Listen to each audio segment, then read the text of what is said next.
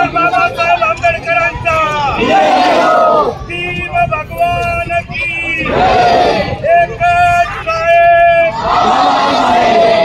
शिवसेनेचे नेते तथा आमदार चंद्रकांत रघुवंशी आणि माजी नगराध्यक्षा सौ रत्ना रघुवंशी महामानव भारतरत्न डॉक्टर बाबासाहेब आंबेडकर यांच्या चरणी नतमस्तक झालेले आहेत।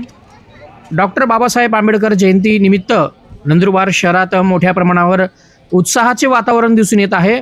सर्वच ठिकाणी बाबासाहेबांच्या कार्याला उजाळा देण्यात येत आहे।